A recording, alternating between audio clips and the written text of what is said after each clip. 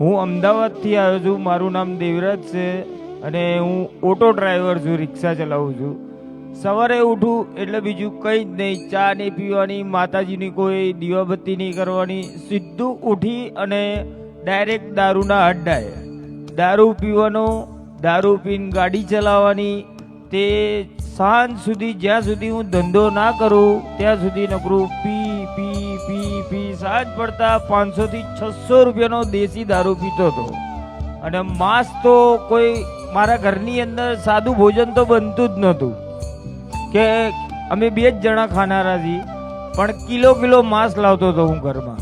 અને ઘરમાં કજિયા તો એટલા બધા થતા હતા, ઝઘડા એટલા બધા થાય, મારી વાઈફને ગમે નહીં.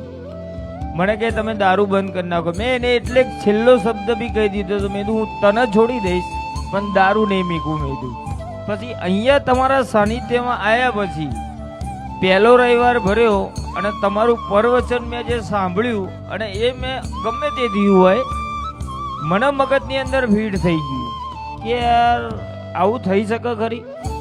પણ એની જાતે શું થયું એ જ મને નહીં ખબર.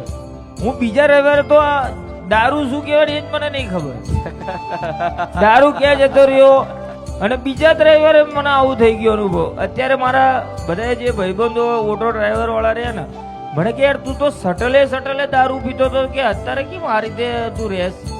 અને અત્યારે રોજ સવારે નીકળું એટલે માતાજીની આરતી કરું, દીવાબત્તી ધરું, એમના નામની માળા જપું, આખો દિવસ રામ ભગવાનનું નામ રટણ કરું મનમાં. બસ મને બીજું કશું જ નહીં જોતું બસ. અને કંકાસ એકદમ સાયલેન્ટ થઈ ગયો. ઘરમાં રોજ હું મારી પત્નીને રોજ પૈસા બી આપું છું ડેલી છે. મારી પત્ની અત્યારે કશું જ નહીં, જે મન સાદું ભોજન જ જમવાનું બસ. બીજું ઘરમાં માંસ મટન નહીં લાવવાનું. બંને જણાએ અમે સંકલ્પ કરી લીધો.